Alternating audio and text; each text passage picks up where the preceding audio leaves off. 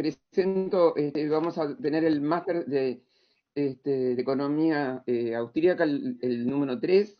Va a hablar primero el doctor Pomar, abogado, periodista, catedrático universitario, director de Casa Liberal de la Universidad San Martín de Porres y exalcalde del distrito de Barranco.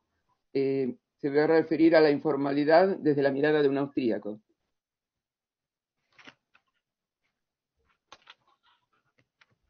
Sí. ¿Comienzo? Sí. Y lo escuchamos, doctor Pomar. Buenas tardes, muchas gracias. Bueno, es un placer desde Lima compartir con ustedes no solo mi experiencia, sino la visita que alguna vez hizo Hayek aquí al Perú en 1980. Quiero contarles un poquito el contexto. El Perú estuvo en una dictadura durante los años 60, buena parte de los 60, y buena parte, casi la totalidad de los años 70.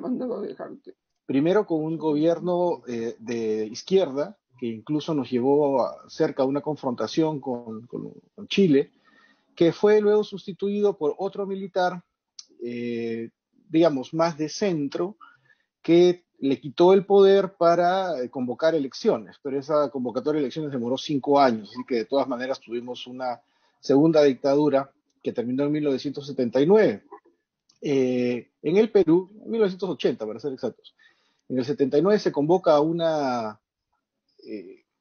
a la formulación de una nueva constitución, y esta constitución es presidida por el líder histórico del Partido Aprista Peruano, algo así como los representantes de la socialdemocracia en el Perú.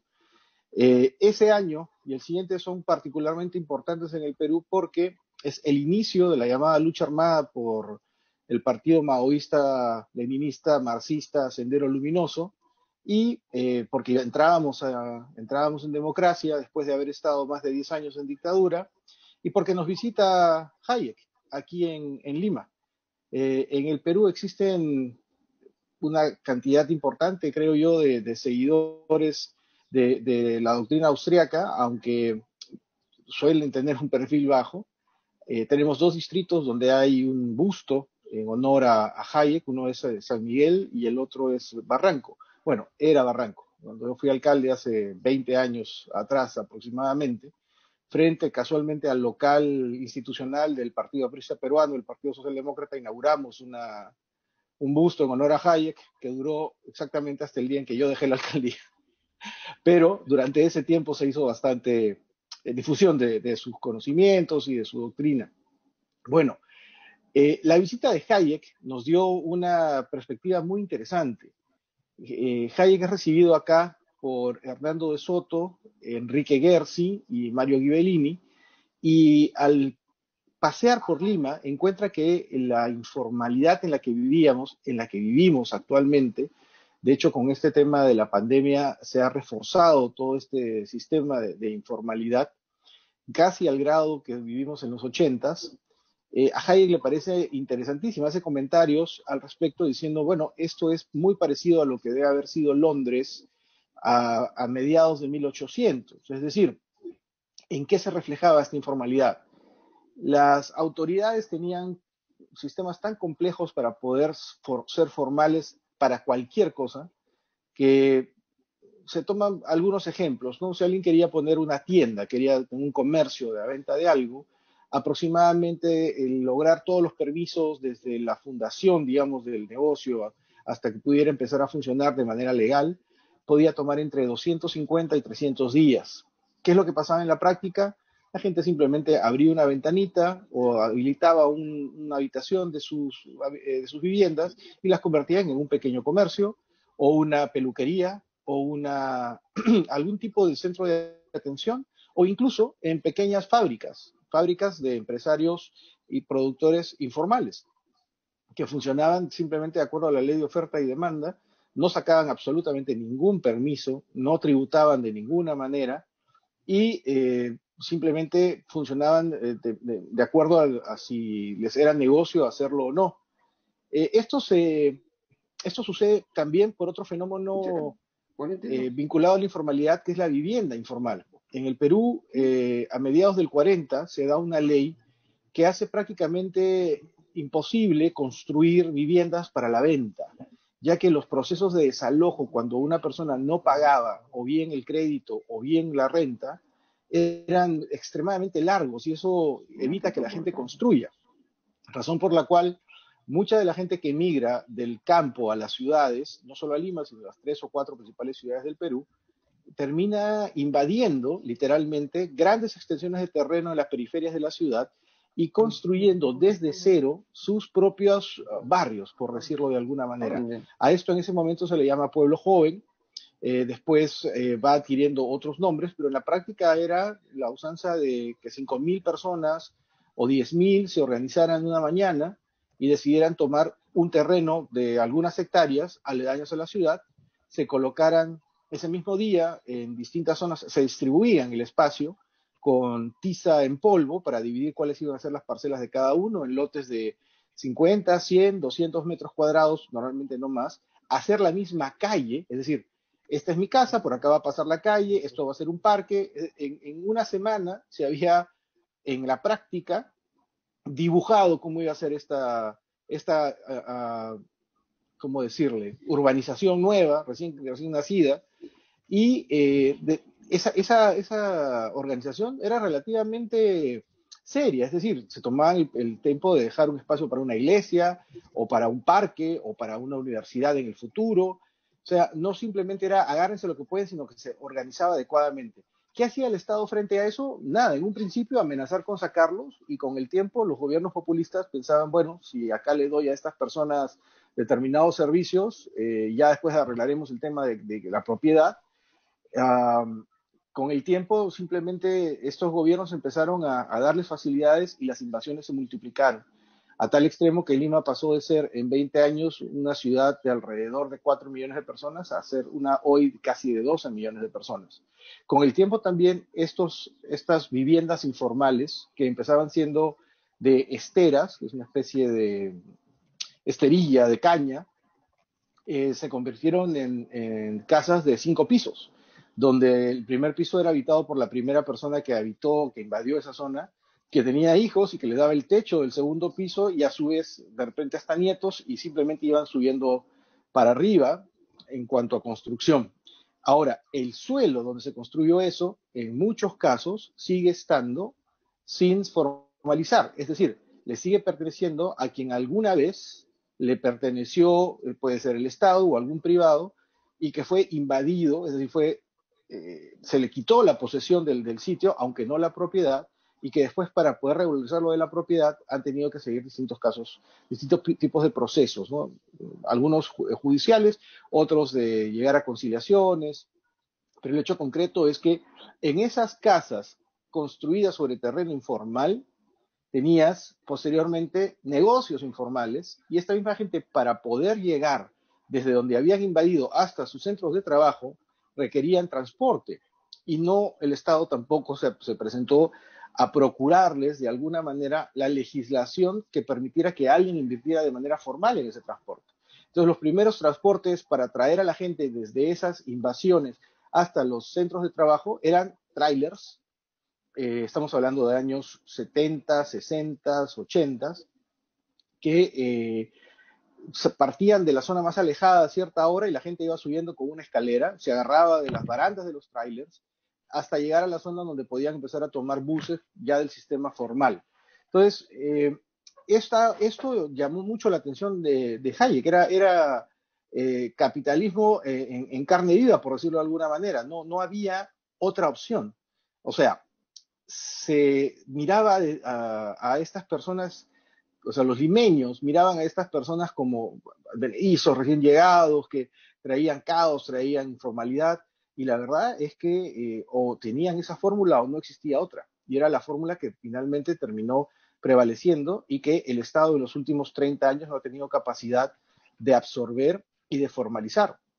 Y hoy con la pandemia, esto se ha incrementado. Esos sistemas de transporte, por ejemplo, se reflejan en lo que llaman ahora en el Perú, para quienes conozcan, las combis, que son básicamente pequeños buses que luchan por adquirir pasajeros, tienen un montón de accidentes todos los años, muere bastante gente porque estas camionetas o combis se pelean entre los pasajeros, pero a pesar de todos los problemas que traen, solucionan un problema principal que es el del transporte, ya que el Estado no termina de buscar una fórmula que les permita distribuir ese mercado entre empresas formales que paguen impuestos y que sigan ciertas regulaciones. De hecho, hoy en el Perú mientras hablamos, se está discutiendo en el Congreso la posibilidad de que estas empresas puedan seguir funcionando por 10 años más.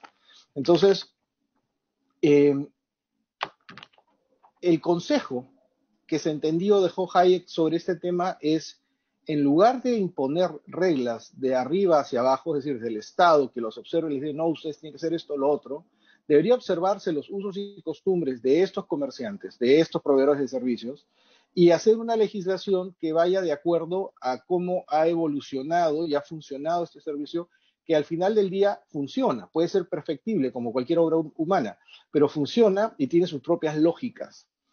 Eso, desgraciadamente, nunca fue tomado en cuenta. Es un problema expresado de manera brillante en el libro El otro sendero, de Hernando de Soto, de Mario Ghibellini y Enrique Gersi, que está visto, entre otras, desde la óptica de Hayek en su única visita por el Perú.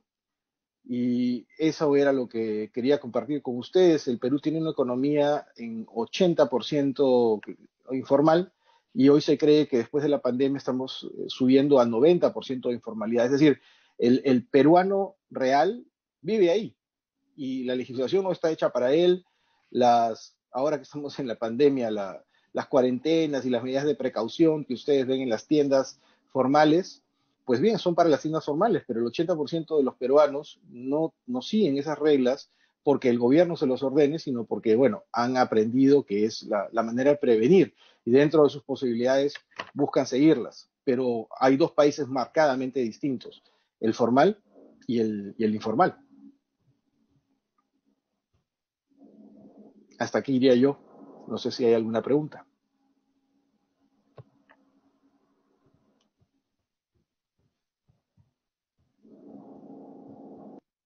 ¿Qué tal? ¿Cómo le va, doctor? Doctor Pomar. Una de las preguntas que recibíamos por el chat, voy a suplantar un segundo a Ana Capraf, que está con algunos inconvenientes de conectividad. Una de las preguntas que nos pasaron por el chat nos plantean qué tipo de solución le podrían dar ustedes a la traba de proyectos mineros que se ven en Perú, motivados por el engaño de parte de las autoridades a algunas comunidades. Sí, bueno, también en la minería hay informalidad en el Perú, hay minería ilegal e informal. Lo ideal sería que esta minería informal logre ser absorbida por algún tipo de legislación que, dado su tamaño, son mineros que no extraen grandes cantidades, puedan, y de hecho ha habido un intento por hacerlo, pero ha No, fracasado yo no porque puedo hacer. en cuanto empiezan a ponerle algunas normas, se entusiasman y empiezan a pedirles normas equivalentes, o sea, que se podría pedir a grandes empresas mineras, ¿no? Ahora, el otro problema que tiene el Perú es que los grandes desarrollos mineros suelen ser extorsionados por dirigentes de algunas comunidades que buscan medrar, lucrar con lo que vaya, o sea, el interés de los grandes capitales de traer al Perú algún proyecto de desarrollo. Entonces, ese es un problema. Al margen de lo que suceda, estos dirigentes van a buscar problemas para poder extorsionar literalmente a las grandes empresas mineras. El otro gran problema que tenemos es que cuando finalmente un proyecto se lleva a cabo, el dinero que sale de esos proyectos suele no llegar a las comunidades, porque en forma de impuesto, de canon se le llama, llega al gobierno central y el gobierno central a su vez se lo distribuye a los gobiernos regionales, tanto gobiernos municipales, distritales, provinciales o el gobierno regional de la región. En el Perú tenemos una división por regiones, que a su vez están divididos en provincias, y las provincias en distritos. Estos alcaldes no suelen tener capacidad de ejecución.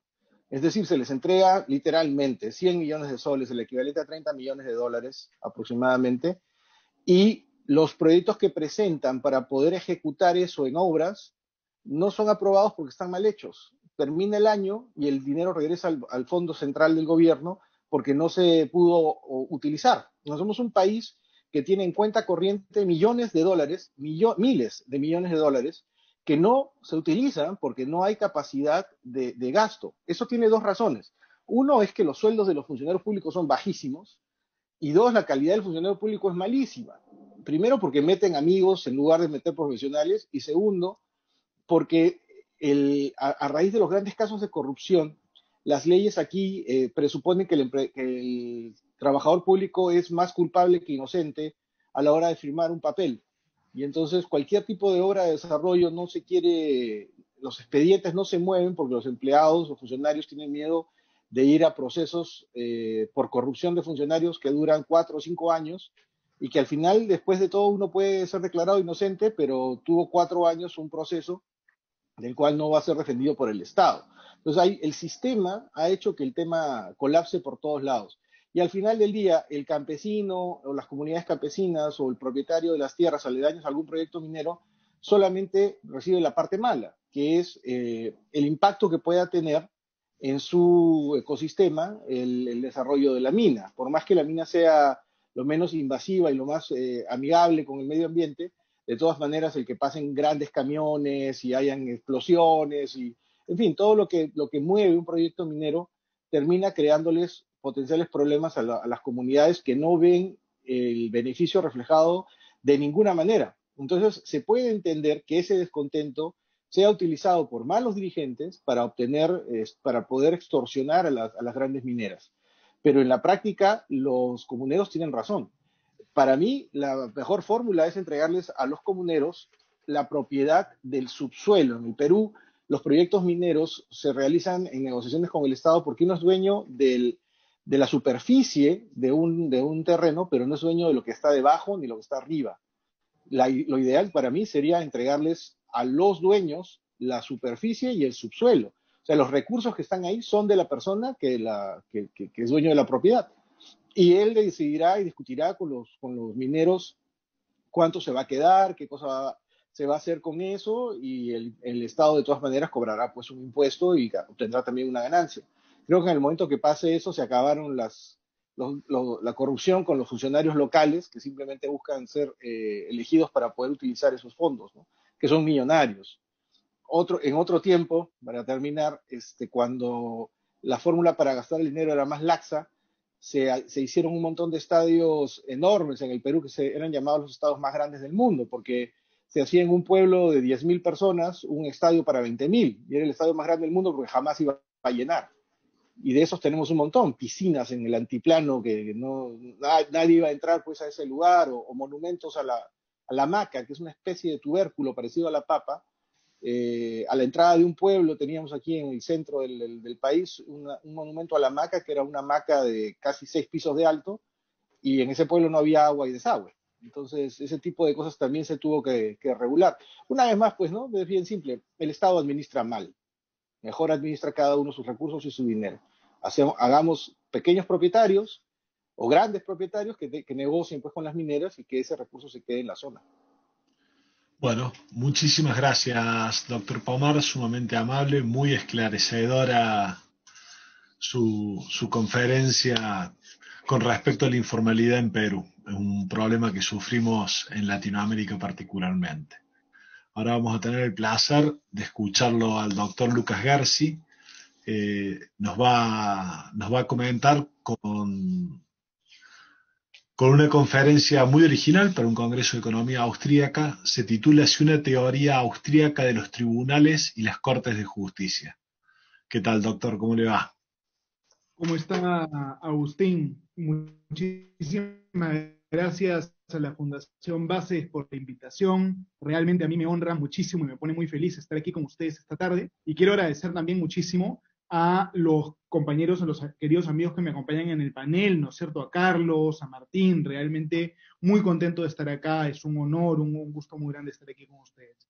Ahora voy a brevemente compartir mi pantalla para que ustedes puedan ver las diapositivas que he preparado, que seguramente van a hacer que esta exposición sea más clara, ¿no? A ver, yo lo que quiero hacer esta tarde con ustedes es reflexionar un poco acerca de la teoría austriaca, ¿no es cierto? La filosofía, el desarrollo teórico de la escuela austriaca con su relación al derecho, ver hasta qué punto se puede aplicar o no aplicar la escuela austríaca al derecho, reflexionar un poco acerca de la posibilidad de que exista competencia entre tribunales, entre cortes de justicia, y luego hacer una propuesta que va a estar de repente interesante para que ustedes la puedan considerar y puedan reflexionar sobre esa propuesta. Yo lo que quiero hacer es, en primer lugar, yo quiero notar que existe todo un cuerpo de literatura, en los Estados Unidos, en Argentina eventualmente también, en diferentes lugares existe todo un cuerpo de literatura que busca aplicar la Escuela Austríaca de Economía al derecho. Y buena parte de esta literatura lo que hace es que agarrando o utilizando varios aportes de la escuela austríaca, principalmente la famosa clase que dio Hayek en la Universidad de Kiel, ¿no es cierto?, la competencia como proceso de descubrimiento, también el uso del conocimiento en la sociedad, buscan decir o buscan hacer un paralelo, establecer un paralelo entre el derecho y el mercado. Y esta literatura lo que hace, en gran medida, es decir, acá vemos una frase en inglés de un paper, por ejemplo, de Linda Schwarzenstein, que es parte de esta literatura, lo que hacen es decir que, así como el mercado es un mecanismo de coordinación, un mecanismo que permite que la información dispersa pueda ser utilizada por las personas a través de los precios, hay personas que dicen que en el derecho las cortes reemplazan al mercado y los abogados reemplazan a los empresarios. Es decir, hay todo un cuerpo de literatura que dice el derecho cumple un rol análogo al mercado, los abogados innovan como si fueran empresarios, plantean una serie de propuestas y luego los jueces de alguna manera responden a esto y el derecho que van creando los jueces caso por caso a través del tiempo de alguna manera cumple una función que nos permite a nosotros tomar decisiones informadas, de alguna manera coordinando información que está dispersa. Ese es un poquito el argumento que algunas personas han construido desde el punto de vista de la escuela austríaca. Y la verdad es que a mí me parece que este enfoque de la escuela austríaca no es adecuado, no es suficiente. Desde mi punto de vista no es posible hacer un paralelo entre el derecho y el mercado. ¿Por qué razón? Porque el mercado es una especie de gran encuesta y lo que las señales de precios hacen es que de alguna manera reflejan o reproducen las preferencias reveladas o las decisiones de las diferentes personas, ¿no es cierto? Cuando el precio de la papa sube, eso es la consecuencia de las acciones de las personas que desean más papa, ¿no es cierto? Se está transformando o manifestando de manera objetiva la preferencia subjetiva de la gente. Sin embargo, cuando un juez resuelve un caso, el juez no está en realidad explicando, no está de alguna manera coordinando información dispersa, sino que el juez lo que hace cuando resuelve un caso es que resuelve el caso en función de su leal saber y entender. Resuelve el caso en función de su ideología, de sus propios intereses que quiere maximizar, de repente busca maximizar su prestigio, o de repente busca maximizar su ocio, pero las decisiones judiciales no pueden equipararse a los precios. Las decisiones judiciales no coordinan ni centralizan información que está dispersa. Y desde ese punto de vista, yo creo que comparar el mercado con el derecho es una metáfora. De repente una buena metáfora, de repente una mala metáfora, pero creo que es solamente una metáfora. Es verdad que en el derecho tenemos fuentes competitivas del derecho. Tenemos el Estado, que tiene un sistema jurídico con pretensiones monopolizadoras, pero en paralelo al Estado tenemos de repente derechos informales, otros ordenamientos normativos que compiten con el derecho del Estado, pero el derecho oficial, el derecho del Estado que tiene pretensiones monopolizadoras, no permite que nosotros realmente agreguemos o coordinemos las preferencias de la gente, sino que es un derecho que evoluciona, que camina sobre la base de la autoridad del juez, ¿no es cierto? Verticalmente. Entonces, siendo las cosas así, yo creo que para poder construir una teoría austríaca del derecho, es importante que nosotros busquemos traer la idea de la competencia al derecho. Y esto es algo antiguo, es algo que es muy antiguo, e incluso Adam Smith en La riqueza de las naciones, hay un pasaje notable de La riqueza de las naciones que yo estoy transcribiendo aquí. Adam Smith en La riqueza de las naciones hablaba de cómo en la Inglaterra medieval existían diferentes cortes, cómo estas diferentes cortes ejercían una jurisdicción que era alternativa, es decir, las partes podían escoger a cuál de esas cortes iban, y cómo esta competencia entre cortes de justicia es lo que permitió el establecimiento del Estado de Derecho en la Inglaterra medieval. Veamos lo que dijo Adam Smith, por ejemplo, es un pasaje notable de La riqueza de las naciones. Dijo, cada corte se esforzaba, mediante mayor celeridad e imparcialidad, por atraer hacia sí tantas causas como pudiera. Es decir, cuando eran los usuarios del sistema de justicia los que podían optar o escoger a qué corte ir, ahí sí el sistema de derecho operaba como un mercado, porque ahí sí podía generarse competencia entre instituciones de justicia, entre cortes de justicia. Y hay un cuerpo de literatura muy interesante sobre esto. Todd Siwicki, por ejemplo, profesor de la Universidad de Georgetown, tiene unos papers fascinantes sobre este tema, pero realmente en Inglaterra medieval había una cantidad enorme de espacios de administración de justicia. Habían cortes feudales, habían cortes locales, habían cortes eclesiásticas, cortes de la iglesia, ¿no es cierto? Las cortes de la iglesia, en principio, resolvían casos que tenían que ver con la iglesia, pero lo que ocurría en Inglaterra medieval es que la gente en su contrato ponía una cláusula donde decían, yo juro por Dios que voy a cumplir con este contrato.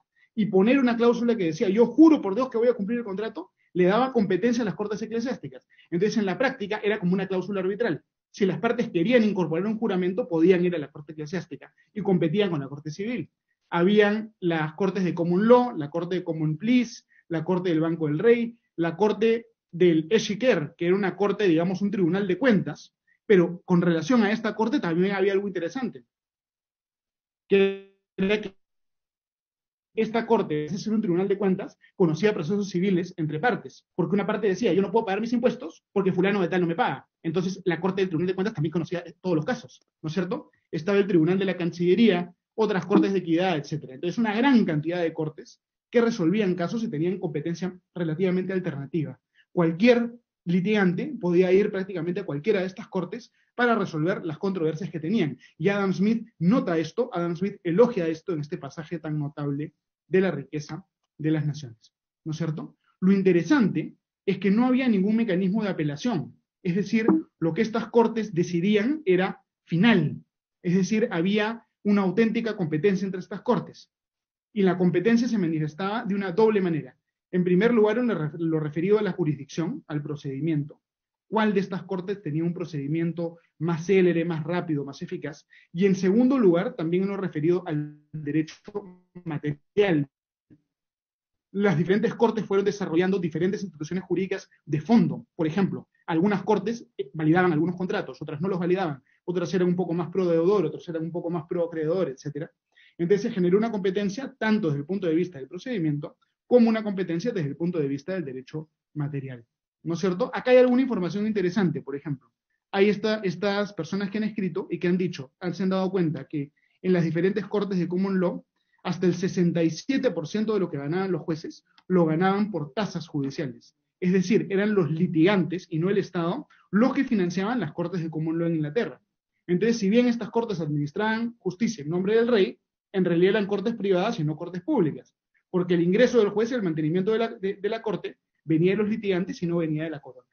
Entonces, había acá, en Inglaterra medieval, probablemente un sistema de justicia administrado por cortes privadas, públicas de facto, al revés, públicas de jure, pero privadas de facto. Y es algo realmente fascinante, ¿no? Toda esta posibilidad de que exista competencia entre cortes fue estudiado y debatido en la Universidad de Chicago, donde tuve la oportunidad de estudiar mi maestría. Y en la Universidad de Chicago, el profesor Richard Posner, que ven al lado izquierdo, y el profesor William Landes, que ven al lado derecho, en el año 1977 escriben un paper muy famoso que se llama Acerca de la justicia como bien privado. Y ellos en este paper debaten o reflexionan acerca de la posibilidad de que en tiempos modernos también haya competencia entre cortes. Así como hubo competencia entre cortes en la Inglaterra medieval, ¿qué pasa si hay competencia de cortes entre cortes en los tiempos modernos? Posner y Landes evalúan esto y ellos lo rechazan. Ellos llegan a la conclusión de que no es posible que haya competencia de cortes en los tiempos modernos. ¿Por qué lo rechazan? Lo rechazan fundamentalmente por lo siguiente. Ellos dicen, cuando hay un monopolio, no ser justicia que se administra monopólicamente, el juez tiene el interés de satisfacer su propio interés, su ideología, su ocio, etc. Cuando hay competencia, pero solo una parte escoge a qué juzgado ir, ahí lo que vamos a tener es que vamos a tener una justicia que va a ser parcializada a favor de una parte en contra de la otra parte. Entonces, lo que dice Posner y Landes, lo que dice Posner y Landes es que no puede haber competencia entre sistemas de justicia, salvo que encontremos una manera de que sean ambas partes los que escojan a qué corte ir. Porque si nosotros creamos un montón de cortes y le decimos a la parte demandante, tú escoges a dónde ir, entonces las cortes van a competir para satisfacer al demandante en detrimento del demandado. Y vamos a tener una justicia que no va a funcionar. Entonces lo que dijeron ellos es, no puede haber competencia entre cortes, salvo que ambas partes estén de acuerdo antes para poder ir a una corte. Y eso se llama arbitraje. Pero fuera del arbitraje, es decir, fuera de las circunstancias en las cuales las partes tengan un acuerdo previo de litigar su caso en una corte privada, no puede haber competencia. Esa fue la solución a la que llegaron Posner y Landes, ¿no? Entonces lo que yo quiero ahora preguntarme es, ¿tenía razón Posner y Landes? ¿Tenemos alguna manera de superar este cuestionamiento que Posner y Landes hacen a la posibilidad de que haya competencia entre cortes? Y lo que yo les quiero plantear es que sí. Lo que yo les quiero plantear es que sí. Y voy brevemente a explicar por qué, ¿no es cierto? Yo creo que es posible tener arbitraje y competencia entre cortes sin necesidad de que haya necesariamente un acuerdo previo entre las partes, ¿no es cierto? Pero antes de eso quiero brevemente explicar cómo así, cuáles fueron de repente algunos efectos de la competencia entre cortes en Inglaterra, ¿no? Esto es interesante. En Inglaterra medieval, antes de que hubiera competencia entre cortes, todas las acciones judiciales eran nominadas. Tú podías poner la acción judicial A, podías poner la acción judicial B, la C, y si había una que era nueva, que no era ni la A, ni la B, ni la C, no podías plantear una acción judicial. La competencia de cortes permitió que realmente el derecho sea mucho más flexible y que tú pudieras plantear una pretensión que no estaba predeterminada por la Corte del Rey. Es decir, el viejo sistema de writs, en virtud del cual solo podías plantear acciones judiciales nominadas, fue eliminado por la competencia entre las Cortes, ¿no es cierto? Luego, antes de que hubiera competencia entre cortes, había un sistema de prueba tasada. Si tú querías probar que un contrato existía, tenías que necesariamente plantear 10 testigos. Si tenías 9, perdías el caso. Si tenías 8, perdías el caso. Tenían que ser 10 testigos de todas maneras. Y luego la competencia entre cortes permitió que el derecho sea mucho más flexible. Entonces, a través de la competencia, se superó un derecho extremadamente rígido, formalista, lleno de convenciones religiosas, lleno de convenciones rígidas que no funcionaban, se superó eso y se logró construir el common law que tenemos ahora. Entonces, si es que nosotros podemos tener un sistema competitivo, un sistema jurídico competitivo, vamos a poder transformar el derecho, ¿no es cierto? Y ya no vamos a tener que esperar de repente 10, 20, 5 años, 4 años en una sentencia, sino que rápidamente podríamos nosotros conseguir una sentencia. Ya voy terminando, me imagino que queda poco tiempo, pero vamos a avanzar, ¿no? Vamos a avanzar. Entonces, ya brevemente para ir acabando. ¿Cómo voy de tiempo, Agustín? 2 minutos, doctor Garci, tiene disponible. Excelente, muchísimas gracias. Entonces, yo lo que quiero decir es que el arbitraje es insuficiente para tener competencia entre sistemas de justicia. Es insuficiente porque para tener arbitraje tenemos que tener un convenio arbitral, y tener un convenio arbitral es costoso. Es decir, si nuestra respuesta a este problema es solamente el arbitraje, vamos a tener un espacio pequeñísimo de competencia y un espacio muy grande de monopolio. Si queremos que la competencia y no el monopolio sea la regla general, tenemos que hacer otra cosa, ¿no es cierto? Y además, el arbitraje tiene un problema, porque estudiando diferentes casos arbitrales, uno puede llegar a la conclusión de que los árbitros en realidad no resuelven las controversias de manera imparcial, sino que tienden a darle la razón a aquella parte que les va a generar un flujo futuro de dinero más probable. Es decir, si hay un arbitraje entre un banco que en el futuro va a estar en otros arbitrajes y un consumidor que en el futuro no va a tener otros arbitrajes, los árbitros tienen el incentivo de fallar a favor del banco para que el banco en otro caso los vuelva a nombrar árbitros. Es decir, hay un incentivo de fallar a favor de la parte que te da la expectativa futura de más arbitrajes, ¿no es cierto? Para resolver este problema, ¿qué cosa se puede hacer? Lo que se puede hacer es que se puede plantear la posibilidad de tener un arbitraje basado en declaraciones unilaterales previas. Es decir, cuando una persona cumple los 18 años, el gobierno le pide a esta persona que declare unilateralmente en caso de tener una controversia dónde le gustaría que se resuelva su controversia. Es decir, haces una lista, haces un ranking. En primer lugar, me gustaría ir al centro arbitral X. En segundo lugar, al centro arbitral Y. En tercer lugar, al centro arbitral Z. Así sucesivamente. y todas las personas tendríamos nuestro propio ranking, ¿no es cierto? En caso hubiera una controversia entre una persona y otra persona, lo que se hace es que se cruzan los rankings. Se cruzan los rankings. En caso coincidan, porque los dos han dicho que su alternativa preferida es ir, por ejemplo, al centro arbitral de la Cámara de Comercio de Lima, vamos ahí, ¿no es cierto? Si es que no coinciden, entonces hay un mecanismo matemático que podemos usar. La primera opción de cada uno te da 5 puntos, la segunda opción 4 puntos, la tercera opción 3 puntos. Se suman todos los puntos y vamos al centro arbitral que es preferido por ambas partes en total. Entonces, a través de un mecanismo basado en declaraciones unilaterales, podemos tener arbitraje sin convenio arbitral previo, arbitraje venciendo todos estos costos de transacción y tener quizá un sistema que permita tener nuevamente competencia en el sistema de justicia. Y solo esto es lo que va a permitir realmente que la competencia funcione, que haya una evolución en el conocimiento jurídico, que aplique lo que decía Hayek en el uso del conocimiento de la sociedad al derecho. Solamente con competencia vamos a poder tener un desarrollo de nuestro conocimiento jurídico, ¿no? Y ahora, para terminar, les dejo con una frase del historiador del derecho Harold Berman, que decía: la coexistencia y la competencia de diversos sistemas jurídicos autónomos y diversas jurisdicciones autónomas dentro de una comunidad política ayudó a hacer posible la supremacía del derecho en esa comunidad. Sin competencia, no hay Estado de Derecho. Muchas gracias, ¿no? Ahí dejaría mi intervención. Les agradezco muchísimo. No sé si habría Gracias, alguna pregunta. gracias a usted, doctor Garci. Le vamos a realizar una pregunta que me pasó Ana Capra. Por supuesto. Ricardo Rojas, en su libro Fundamentos Praxeológicos del Derecho, sostiene que la economía es una parte de la praxeología. Por lo tanto, hay que abandonar el colectivismo metodológico y también aplicar el individualismo metodológico para el estudio del mismo. De acuerdo a esta teoría puramente austríaca, el derecho es para solucionar conflictos, no para crear leyes coactivamente impuestas. ¿Qué piensa acerca de esto? En consecuencia, ¿no cree que se debe desmonopolizar o directamente que sean jueces no estatales quienes resuelvan los conflictos y los contratos? Correcto. No, yo no podría estar más de acuerdo con el profesor Rojas, a quien he leído y con quien he tenido el privilegio de compartir un panel también hace unos meses. Digamos, el derecho no es lo que el Estado dice que es, sino que el derecho, desde mi punto de vista, es solamente aquellas reglas que las personas reconocen como obligatorias.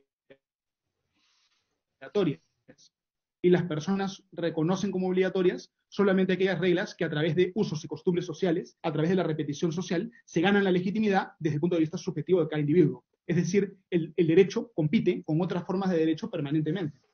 El derecho del Estado compite con el derecho de los empresarios, compite con el derecho de la familia, ¿no es cierto? ¿Qué hago yo si en determinada situación tengo que escoger entre las reglas de mi mamá, de mi papá, y las reglas del Estado? ¿A quién le hago caso?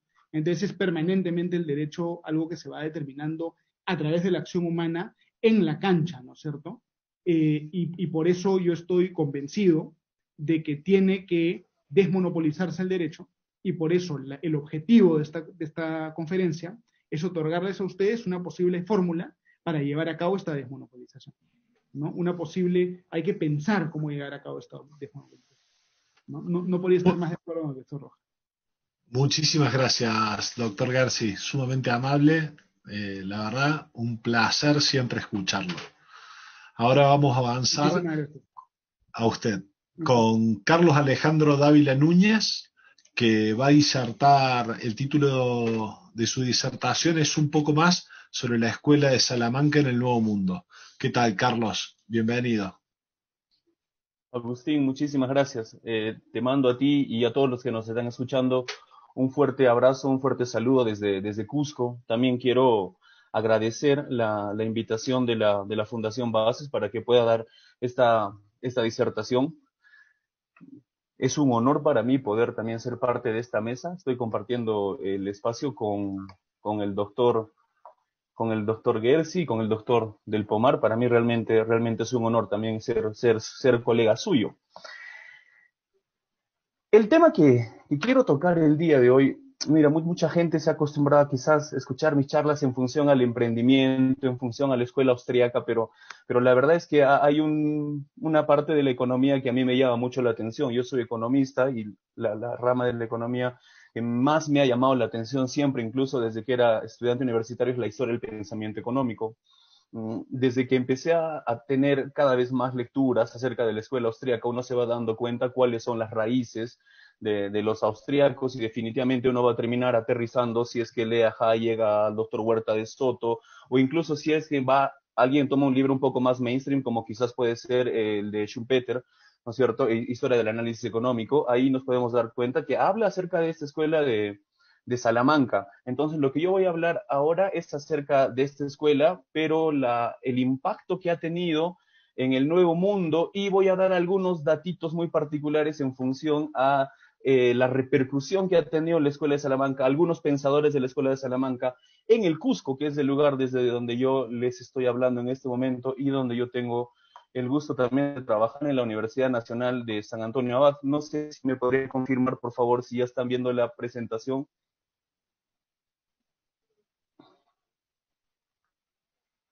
Excelente, muchísimas gracias. Entonces, como les estaba mencionando hace un instante, ¿no? Mi charla va a versar en función a un poco más de la Escuela de Salamanca en el Nuevo Mundo. Entonces, ¿a qué nos referimos cuando hablamos de la Escuela de Salamanca? Nos estamos refiriendo pues a una escuela de pensamiento, a ver, se podría decir económico, pero también tenemos que ser muy claros en decir que lo que buscaban estos señores de la Escuela de Salamanca, que eran básicamente moralistas, Raymond de Ruber los llama moralistas justnaturalistas, terminan siendo personajes que desde la teología con el instrumental de la teología van a terminar de tratar de interpretar si los intercambios que realizaban las personas son justos, si es que los precios en los cuales se ponían de acuerdo eran justos, y entonces ellos, se podría decir, ¿no? Sin querer queriendo terminan dando pie al origen de, por ejemplo, el estudio monetario, ¿no es cierto? El análisis de la teoría monetaria. Como bien saben, también a finales del siglo XV se descubrió, ¿no es cierto?, el Nuevo Mundo, y entonces hubieron muchísimos problemas que se empezaron a analizar desde la Escuela de Salamanca.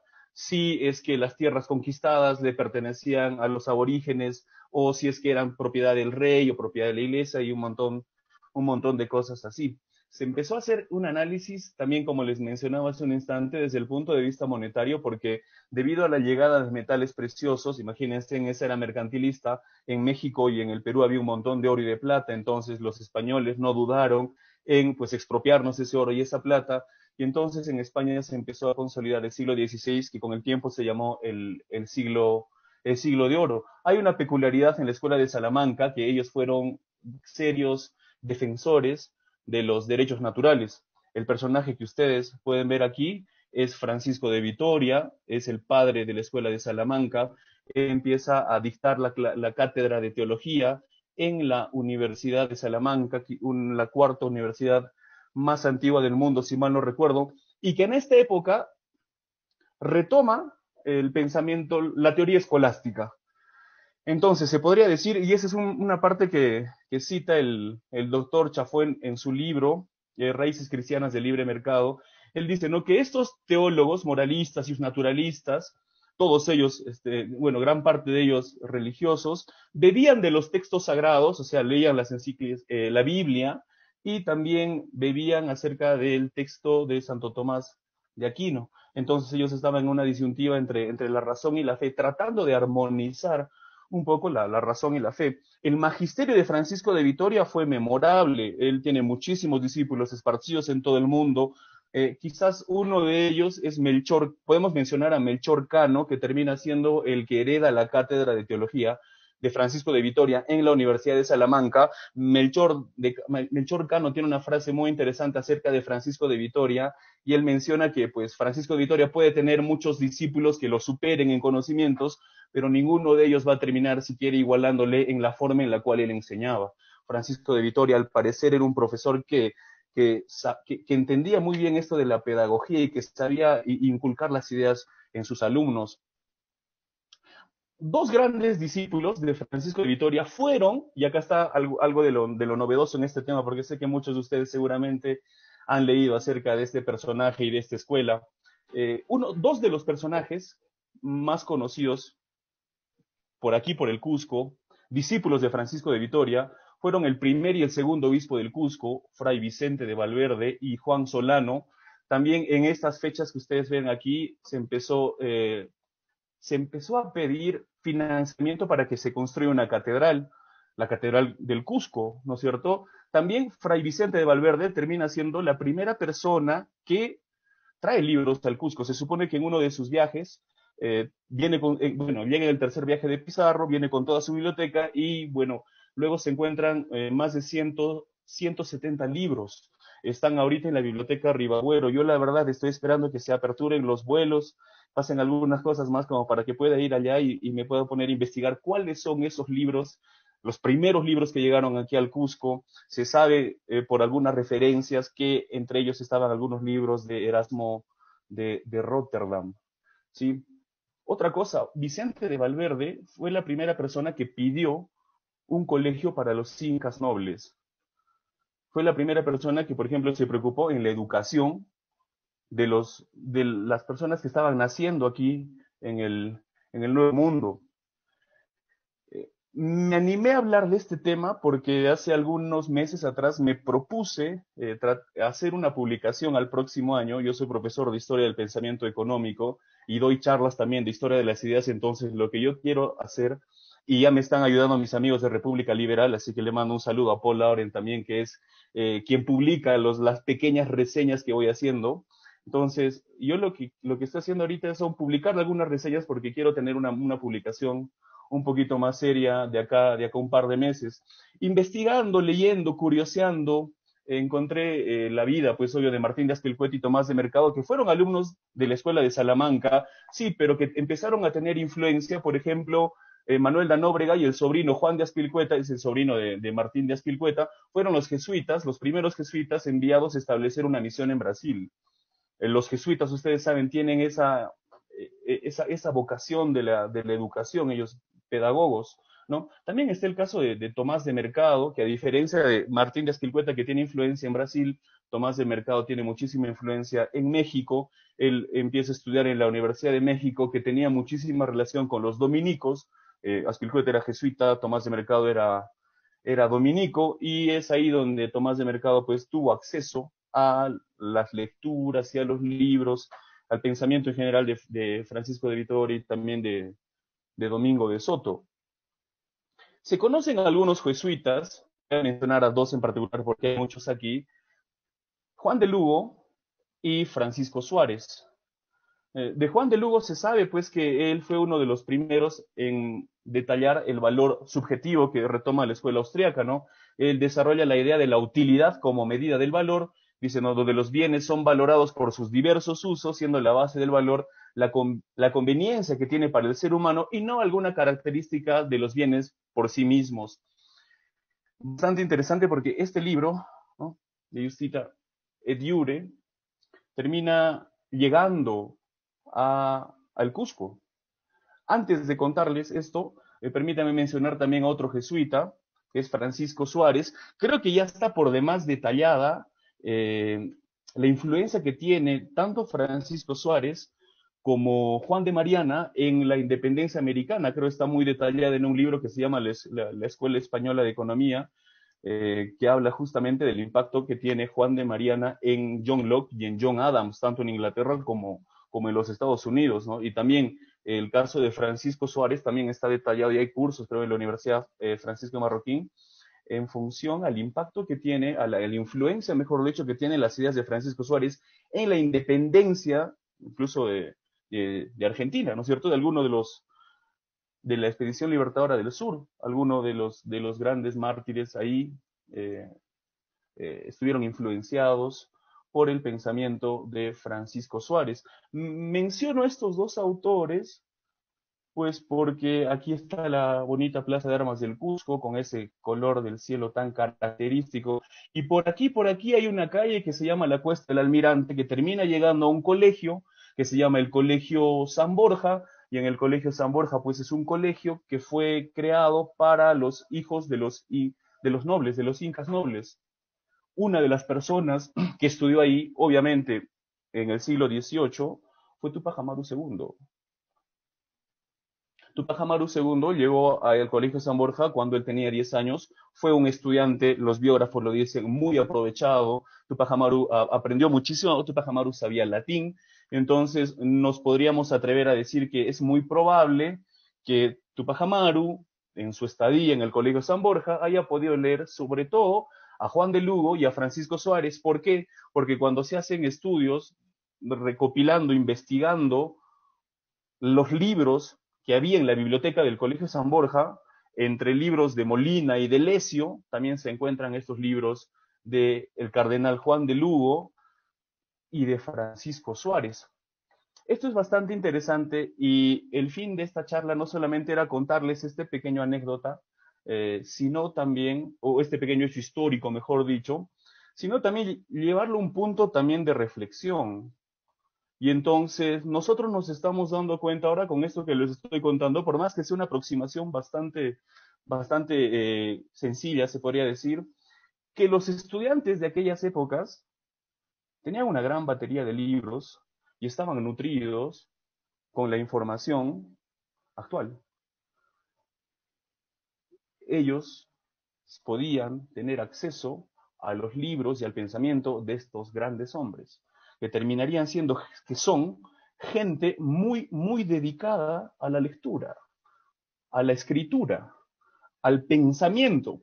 Hay una frase muy buena de Henry Hazlitt que dice, pues, ¿no? El buen pensar es gemelo del buen escribir, y quien quiera aprender a pensar primero debería aprender a escribir. Y entonces estos señores de la Escuela de Salamanca tienen muchísima riqueza. Si bien es cierto, sería muy difícil poder catalogarlo como si fueran liberales en el sentido que nosotros lo entendemos ahora. Si bien es cierto, es muy difícil, pero lo que sí es cierto es que tuvieron muchísimo impacto a la hora de poder entender los fenómenos que ocurrían con un instrumental un poco más, cada vez más novedoso, ¿no? Y miren el impacto que ha llegado a tener esta escuela, que ha llegado incluso a un colegio aquí en el Cusco, donde pues quien se vio influenciado por estas ideas fue el gran Tupac Amaru II. Los estudiantes de esa época estaban muy bien nutridos con una gran batería de libros con temas actuales. No pensemos que porque había una gran distancia entre el Nuevo Mundo y España, que no había tráfico de libros e ideas. Sí había. O sea, se podría decir, me atrevo a decir en este congreso, que en el Cusco había una vanguardia académica. Estábamos a la vanguardia académica, no teníamos nada que envidiar. Es más, en la Universidad de San Marcos, en Lima, la Decana América, se crea a imagen y semejanza de la Escuela de Salamanca. Incluso hay frases en las que dicen, pues ya que los criollos no pueden ir a España, a Salamanca, Salamanca tiene que llegar donde los criollos. E incluso en esa época había un fuerte debate sobre si esa Universidad de San Marcos se debía erigir ahí en Lima, y algunos decían que no, que el clima de Lima es pésimo para que los estudiantes puedan estudiar, y muchos tenían la intención de poder traer la Universidad de San Marcos aquí al Cusco. Carlos, ¿Qué es lo que estamos pasa ahora? en el último minuto. Correcto, gracias Agustín, ya estoy acabando.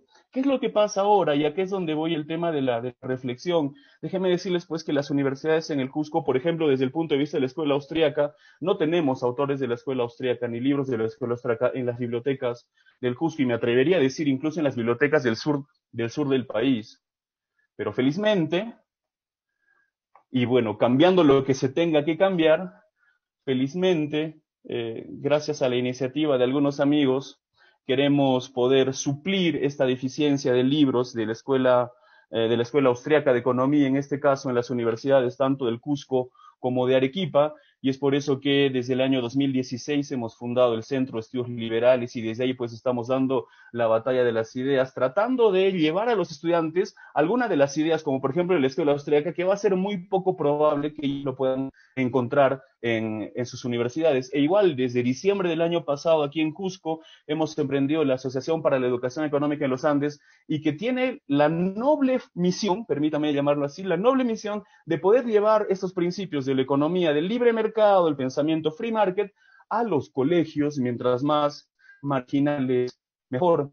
Así que si bien es cierto, tenemos un mainstream que todavía le sigue dando la espalda a la escuela austríaca, pero sin embargo existen esos dos centros de estudios en el sur del país, la Corriente Libertadora del Sur, que pues estamos ahí dando la batalla de las ideas y siempre tratando de poder llevar estas ideas a los estudiantes, y como les dije en un instante, porque va a ser muy poco probable que ellos se puedan chocar con las ideas de, por ejemplo, de Menger o de Mises o de von Baber, de Israel Kirzner en las universidades. Así que lo que nosotros tratamos de hacer es suplir esto para que de una u otra manera, tanto el Cusco como Arequipa puedan estar a la vanguardia del pensamiento académico y no tengamos nada que envidiar a otros departamentos y a otros países.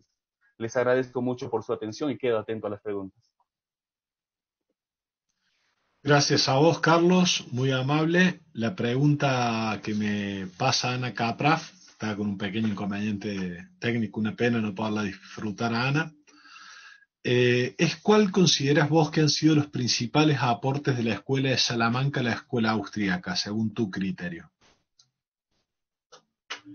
Bueno, básicamente la teoría monetaria, los aportes de la teoría monetaria, sobre todo con Juan de Lugo, con Lesio. Ya se ha investigado bastante la línea que hay entre, por ejemplo, Tomás de Mercado, luego Juan de Lugo, Lesio, luego llegan las ideas donde Grocio, Pufendorf, luego van a pasar a John Locke y luego con Adam Smith. Por ahí me parecería uno de los puntos esenciales que retoma la escuela austríaca es justamente este tema de la teoría monetaria, aunque bueno, también dependiendo de los autores pueden haber algunas controversias y también algunas discrepancias.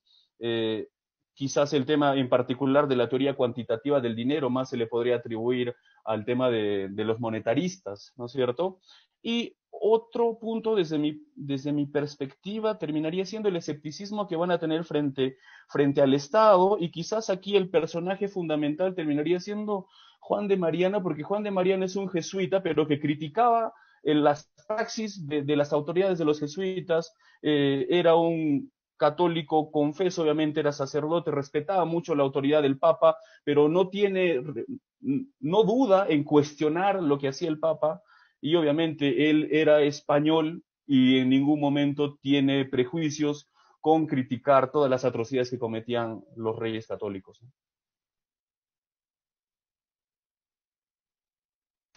Bueno, muchísimas gracias, Carlos, la verdad, muy, muy profundo tu análisis, es muy bueno saber el trabajo de la Escuela de Salamanca, precursora en estas que son nuestras ideas.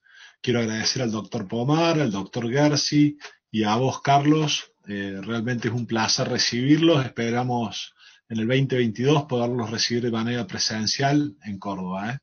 Muchísimas gracias, le queremos agradecer a Ana Capraf. Lamentablemente no hemos podido aprovecharla a Ana, está con un pequeño inconveniente de conectividad.